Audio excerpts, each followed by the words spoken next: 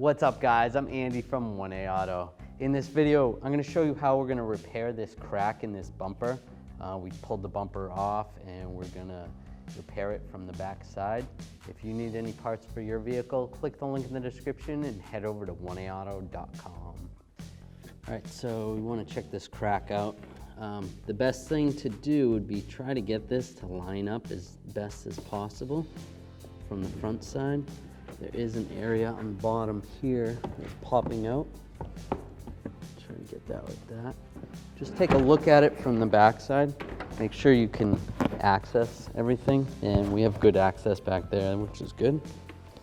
So the first thing I want to do is make sure from the back side that everything seems like I can put this together, like it's going to actually mesh together after doing this, before doing the repair, and it looks pretty good. So what I am going to do, first step, I'm going to take and use one of these sanding discs and a die grinder. I'm going to make sure I wear safety glasses and a mask, and I'm just going to grind about 2 inches on each side of the crack, and even in the crack a little bit, just to roughen up the area a little bit.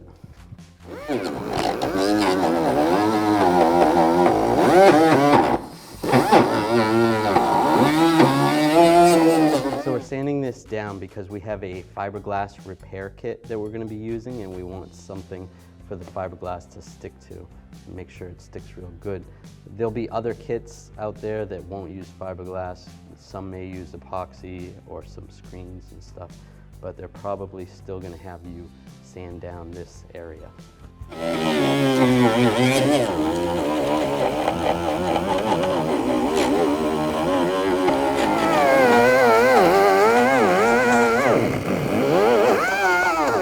Areas where the sanding disc was a little bit too big, what you can do is take one of the sanding discs and actually take some scissors and trim it down to a smaller size, and then get right in there. Makes it a lot easier. And then you also want to try to sand a little bit of the crack itself. Get some of that out of there.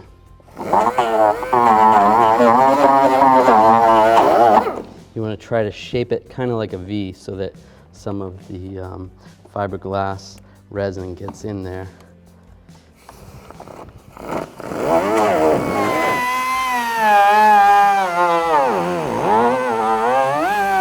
Now I want to clean this with some acetone and some rags.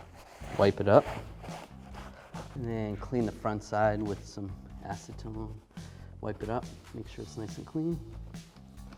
So now what we want to do is line the crack back up. Make it look as natural as possible. Now, if it's a bigger crack, what you could do is drill a couple holes and then take some wire ties and make it real tight. And then we could do the repair, and then you cut those off afterwards. But this is still attached down here, so I'm not as worried about that. So right now, I'm just going to take some tape and tape it together as good as possible. So holding this together real tight. The tape, tape it together. All right, so that's on there pretty good. If you want to, you can take some stronger tape and tape it on there so it really stays together good. But I would definitely use masking tape over the crack. Now we're going to flip it back over. Everything looks good. It's lined up nice on the back side. Just gonna wipe it one more time with acetone. It's probably all set, but it doesn't hurt to wipe it one more time. So our kit comes with this fiberglass cloth that we want to cut it in strips before we actually start mixing the resin, because you only have so long to use it while it's drying. So we're gonna try to get this mat about 2 inches from the crack on both sides. So that's about good right there. So we're just going to cut several pieces of this first. Now you're going to want to follow the directions on your resin. So I'm going to mix with this. I'm going to mix 1 ounce of resin with 10 drops of the hardener. Set that aside. I'm thinking I'm going to use 2 ounces. I don't think this is going to be enough, so I'll mix up 2 ounces. And just follow, like I said, follow the instructions on the bottle. That's 2 ounces. 1, 2, 3, 4, 18, 19, 20. All right, now I'm gonna mix it up. Just use a wooden mixer, paint mixer. It's mixed up pretty good. Now I'm just gonna take a paintbrush. I'm gonna try to get deep into the grooves of where the crack is. Try to force it into the crack. Now we're gonna take these pieces of fiberglass and lay them in.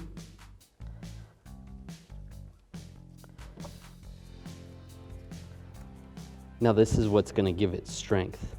So layer these up. And take the paintbrush, go back over it.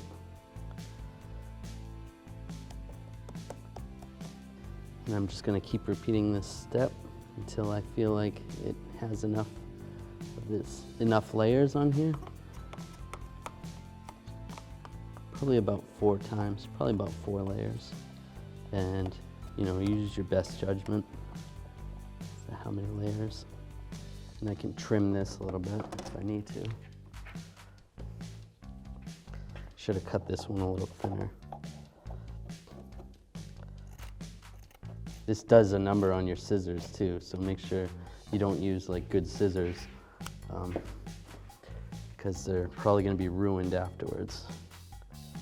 So you want to make sure you're in a well-ventilated area while you're doing this, and also make sure you wear some gloves while you're doing this. You don't want any of this stuff to get on your skin. So there was an area right here where it was cracked on this grill area. So I did put some resin in there and a little bit of the fiberglass sheet, and I'm just going to take these locking pliers, get it lined up how I want it, and lock it on. Hopefully they don't stick to it when I'm done. Just like that. And then once it dries, it should be all set. So I put about 4 layers of the sheets on here, so that seems pretty good and thick. It should hold nice. Now just let it dry and do its thing.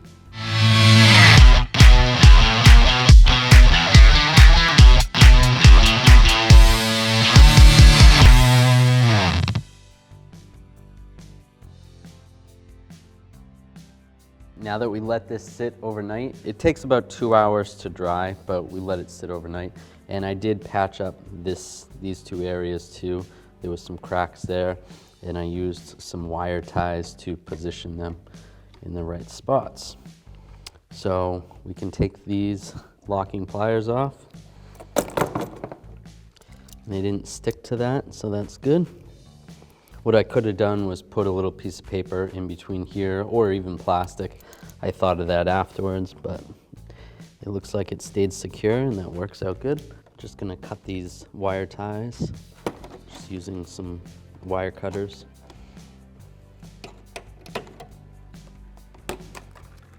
Just gonna use a utility knife, cut off any of the excess.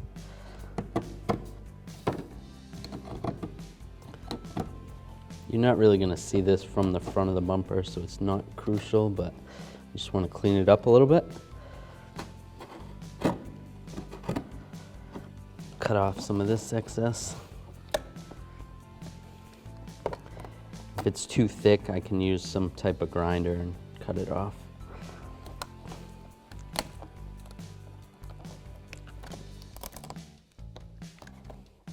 Be careful when you're cutting this stuff,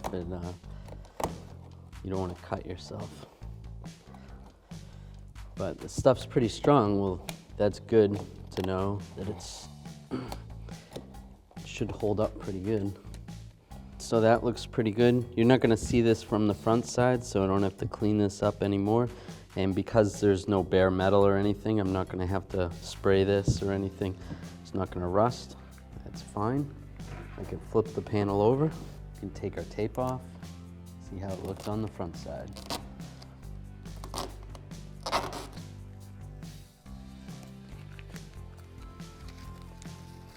All right, so this came out pretty good. If you look at the crack all the way around, it's sealed up really good.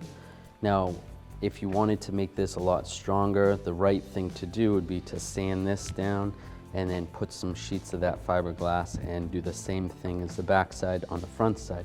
But it's gonna raise it up. It's gonna take a lot longer to make this smooth. You'd have to go out further. So what I'm gonna do is just sand down along the crack, and I'm gonna use some body filler that has a fiberglass in it, and we'll do it that way. So now I wanna sand down this crack. I'm gonna use some of these sanding discs. We actually sell a kit of these at oneauto.com. These work really well with your die grinder. You can use some other type of grinder. You can try sanding it down by hand. It's just gonna take a lot more effort. I am gonna wear a mask.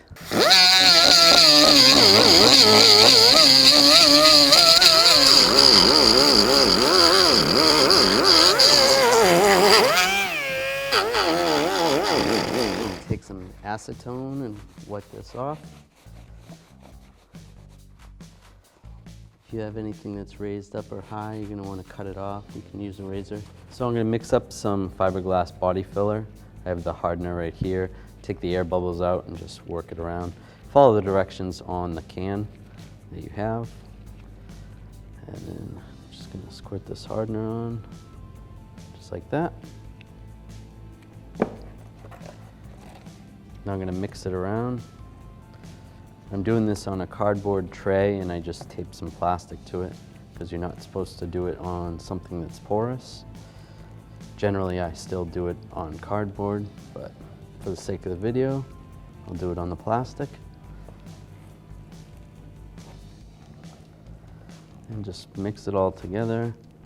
You don't want to stir it up, you want to mix it like this, and you want it all one color. It should turn like a brown color. All right, now I'm just gonna take it and press it in.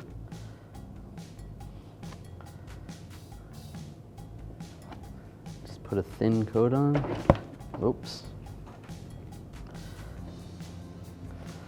All right, so you have to move pretty quick with this. This only takes about 10 minutes, maybe 15 minutes to dry. So try to smooth it out as much as you can. The more you smooth it out, the less sanding you're gonna have to do. So it's just like icing a cake. That looks pretty good. I think I'm gonna let that set up, and then we'll sand it down. Now I'm gonna use some sandpaper on a sanding block before this gets too hard, and sand this down a little bit. It's easier to sand it when it's a little bit soft. Oh, probably should have waited a little bit longer, but it's okay. All right, we'll let it dry another minute. I'm using 80 grit sandpaper with the sanding block. Good idea to use a dust mask while you're doing this. You don't want to breathe any of this in. Do that. Also, you could also, if you're outside doing this, you could put a fan next to you and have the dust blow away from you. When you're sanding on a plane, just keep the sanding block flat, going one direction. You can go in crosses, back and forth, up and down, and then go to the next plane and do the same thing. That's how you're gonna get your corners nice. All right, so I'm spending a lot of time with the sanding block, and the more time you spend, the better it's gonna come out. There's some tiny pinholes. I'm gonna go back and fill those with some regular body filler once I'm done, once I feel like it's sanded down enough. Just wipe it with a little bit of acetone. All right, so now I'm gonna put some of this body filler on, just mixing up the hardener. You just take the air out of the hardener and just mix it up a little bit. You're supposed to do it for a minute or two. All right. Just take a little bit of this, line across like that. And we'll mix this up. And once this is one color, then we can spread this on. I'm gonna spread this a little thinner than I did the fiberglass filler. Now that's mixed up pretty good. Just spread it nice and thin. This is just for the little pinholes and some of the sanding lines. Once you're done spreading that, take the spreader and just push it down like that. And then when this hardens, you can just peel it off. You don't have to clean it. All right, so now this is nice and dry. I let this dry a little bit longer than I did the other body filler. So, because now I'm gonna use this sander. This is a DA, or a dual action sander. It doesn't spin, it just like oscillates. So it's pretty safe to use. Still be careful when doing this. So I'm gonna sand this down, try to make it even. Now, if I was trying to be a little more picky, I could sand it with a hand sander, sand it down, and then give it a couple more coats or another coat of the body filler, but I'm just gonna make it look pretty good just with this. I'm just trying to feather it out a little bit so that it's pretty much a even surface across the whole thing. So sand down even some of the paint over here and over here. So that actually looks pretty good. It's pretty smooth. I'm not as concerned with the bottom. You're not gonna see that as much for the top, so I'm not gonna spend a lot of time on that. All right, that's all sanded. Just take a blowgun, blow it off. Just gonna wipe it down, use a little bit of alcohol. At this point, we're ready for primer. We're gonna prime this area right here. Now the paint that is still there, you can take a scuff pad and scuff it up a little bit, and that'll make the primer and paint stick to it a little bit better. Now I'm gonna mask off the area that I don't wanna get paint on or primer on. It's a good idea if you have a body line to go up to a body line. It's too bad there's no like line right there or anything. So I'm gonna do the best I can with the paint that I have. It's not a perfect match for this color, but it'll do. Now I'm gonna prime this. There's many different types of primer. They do make specific primer just for plastic and other types of metals and stuff. So make sure you use the right kind of primer. And then we're gonna leave this in a can to let it warm up. Follow directions on the can as far as temperature wise. And then we'll just prime this area right here. Make sure it's in a well-ventilated area. You should wear a special mask while you're doing this. All right, so I'm gonna let that dry, but I am gonna move my tape line. Luckily, it didn't go up to the line, so I'm not gonna get a line, maybe a little bit right there, but that's okay. So what I'm gonna do is, I'm actually gonna move this down a little bit because I wanna blend the color a little bit further. Now I'm gonna do the same with the paint. Leave it in a bucket of water, warm water, so it warms the paint up, and follow the directions on the can. And I'm gonna paint this.